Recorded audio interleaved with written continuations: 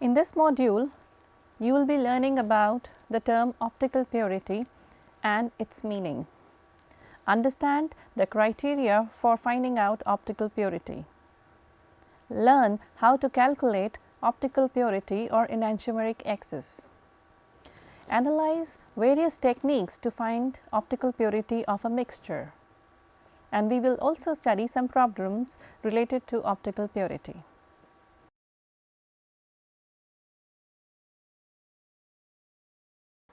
Now, let us see what is optical purity. By optical purity of a partially resolved material, it meant the excess of one enantiomer in the material expressed as a percentage of the total. Suppose in the DL pair there is no excess enantiomer, then the optical purity of that mixture will be 0. In a completely resolved material, the excess enantiomer is equal in weight to the total material and the optical purity is 100%. In the previous module, we have discussed at length about various methods of resolving a mixture completely to obtain pure enantiomers. It is often desirable to find out whether the given resolution method has gone to completion, whether the enantiomer obtained is really 100% pure. Well, in the present module, we shall take up all aspects related to optical purity in detail and also give an insight into solving problems based on the same. Let us know about optical purity and how it is determined. Optical purity is defined as the ratio of observed optical rotation of a sample, which consists of a mixture of enantiomers, to the optical rotation of one pure enantiomer. Several simple criteria of optical purity have been developed. Taking for an example, a crystalline enantiomer is often considered optically pure when its melting point and rotation are unchanged by further crystallization. However, this criteria of calculating or getting an idea of optical purity fails when the racemic modification forms a solid solution, since in that case even a partially resolved enantiomer may not change in either rotation or melting point by further recrystallization. A resolution is often deemed complete when the distereomeric salt employed does not change in rotation upon further crystallization, and when once both the enantiomers are obtained in a state of equal purity, that is, with equal and opposite specific rotation. Now, what is the criteria of specific rotation and how we calculate the optical purity? Optical rotation is the usual and most useful means of monitoring enantiomeric purity of chiral molecules. Therefore, we need to know what variables influence the magnitude of optical rotation. The major rotation, always denoted by alpha, of a chiral substance varies with the concentration of the solution, or in case of a pure liquid, it varies with the density, and it also varies by the distance through which the light travels. This is to be expected because the magnitude of alpha, that is optical rotation, will depend on the number as well as the kind of molecules the light encounters. Another important variable is the wavelength of the incident light, which always must be specified, even though the sodium line having a wavelength of 589.3 nanometers is commonly used. To a lesser extent, the alpha varies with the temperature and with the solvent if used, which should also be specified. The optical rotation of a chiral substance usually is reported as a specific rotation, which is free from all these variables and is considered to be a significant figure to identify the optical purity of any given chiral compound. It is expressed by the following equations.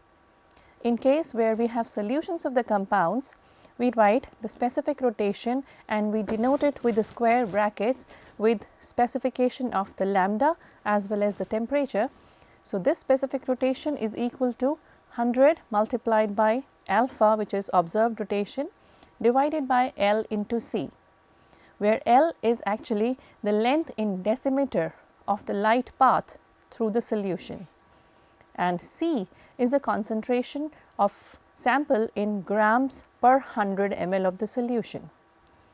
For neat liquids, this can be written as specific rotation is equal to observed rotation divided by L into D.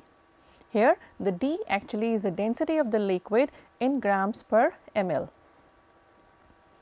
Frequently, molecular rotation is also used in preference to specific rotation, and it is related to specific rotation by the following equation.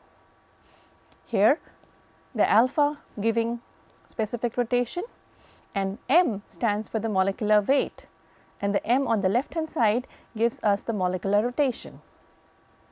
Expressed in this form, optical rotations of different compounds are directly comparable on a molecular rather than a weight basis.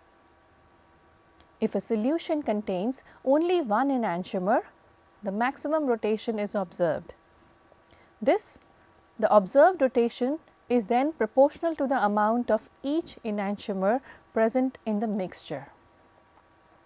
Now, let us see this figure. We have an enantiomer with a specific rotation of plus 14 degrees, and then we have an enantiomer of specific rotation minus 14 degrees. Now, let us take an example. If a sample contains 8 moles of the excess enantiomer and 2 moles of the other enantiomer shown in the first row of this figure, we can say that the enantiomeric excess, or in short it is written as EE, is equal to the mole fraction of one enantiomer minus the mole fraction of the other enantiomer multiplied by 100. That is, in this case we will have 0.8 minus 0.2 into 100, and that gives out 60%. So, we can say the enantiomeric excess in first case is 60%. Now, let us see on the next case. If a sample contains 9 moles of excess enantiomer and 6 moles of the other enantiomer, the enantiomeric excess will be equal to 0.6 minus 0.4 into 100, that gives you 20%. The enantiomeric excess of a racemate shown in the third row is a 1:1 mixture of 2 enantiomers. So, the enantiomeric excess can be calculated as 0.5 minus 0.5 into 100, and that should be equal to 0%. That means there is no enantiomeric excess, it is a perfect racemic mixture. In a solution of chemically, not enantiomerically, pure compound, the values of optical purity and enantiomeric excess are identical. That means, if we have a compound which is not mixed with any other compound, but with its enantiomer only, in that case we can say that enantiomeric excess is always equal to the optical purity, percentage optical purity. However, if you have a mixture of compound, then it is not possible actually to have both optical purity and enantiomeric excess to be equal. So, if the solution does not contain any other compound except for the solvent, and the specific rotation of the pure enantiomer is known, the enantiomeric excess may therefore be determined by measuring the optical rotation of the solution of the mixture. In order for the optical purity and the enantiomeric excess to be calculated, the specific rotation of the pure enantiomer must first be noted. Now, we shall consider a few more examples which help clear the concept of optical purity to a greater extent. Consider that we have S isomer of 2-bromobutane, which has a specific rotation of plus 23.1 degrees, and R isomer of 2-bromobutane, which has a specific rotation of minus 23.1 degrees. Now, let me ask you a question. Please determine the optical purity of the racemic mixture in this case. So, how will you solve it? The specific rotation denoted by alpha of the racemate is expected to be 0, since the effect of one enantiomer cancels out completely the other. So, the percentage optical purity is equal to 100 into the specific rotation of the mixture divided by the specific rotation of the pure sample. In this case, because the specific rotation of the mixture is 0, it will be 0 optical purity. Okay. Now, take for example, another question where we are asked to determine the enantiomeric axis of the racemic mixture. You would expect that R is equal to S, which is equal to 50%. Earlier we have actually determined optical purity, and now we are determining the enantiomeric axis. So, what is the formula for calculating enantiomeric axis? The EE% is calculated as 100 into the mole fraction of R isomer minus mole fraction of S isomer divided by mole fraction of R isomer plus the mole fraction of S isomer. So, here in case of racemic mixture we can write 100 multiplied by 50 minus 50 divided by 50 plus 50, and that gives you a value of 0%. So, we can see that in case when no other compound is present, the optical purity is same as the enantiomeric excess percent. Now, let us ask another question. Which isomer is dominant, and what is the optical purity of a mixture of R and S 2-bromobutane whose specific rotation was found to be minus 9.2 degrees? Well, to solve this, we consider looking at the specific rotation of the mixture, which is having a negative sign. This indicates that R isomer having an optical rotation of negative 23.1 degrees is actually present in dominance in the mixture. The optical purity percent is equal to 100 into specific rotation of the mixture divided by the specific rotation of the pure R isomer.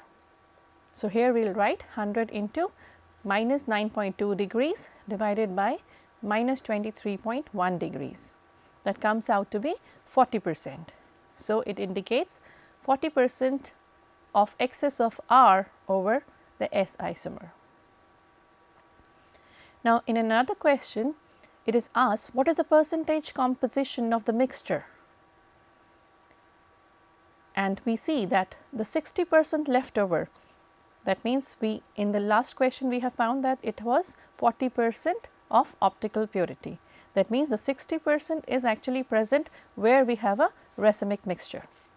So, this is optically inactive. The 60% of that mixture is optically inactive, and it must be equal amounts of R and S bromobutanes. The excess 40% is all R. So, there is a total of 70% R and 30% S, and that is how we found out the percentage composition of the mixture. Now, there are other methods of determining optical purity.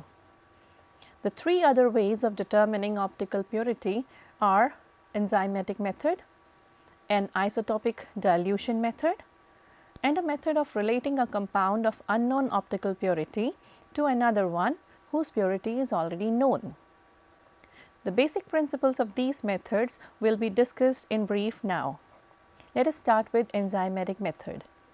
The enzymatic method depends on the fact that many enzymes are highly selective for one enantiomer out of the DL pair.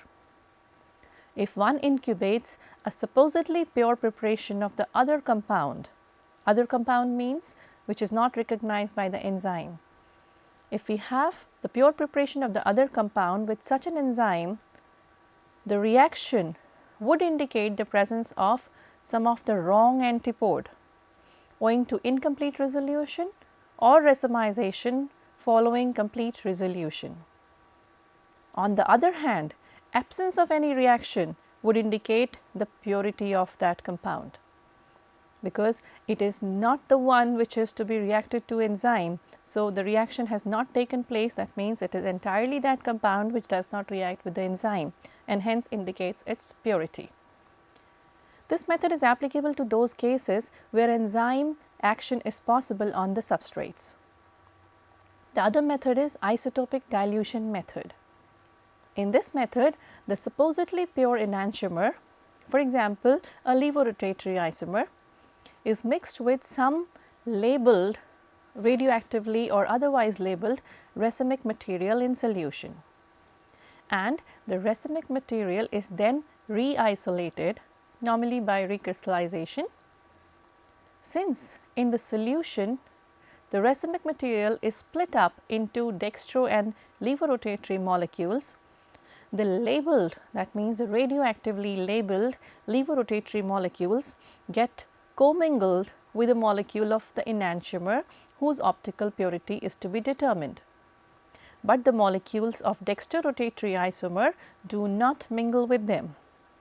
One can thus calculate a dilution factor knowing the weight of the original active material and the weight of the added labeled racemic material, and we can thus predict how active the recovered labeled racemic material should be.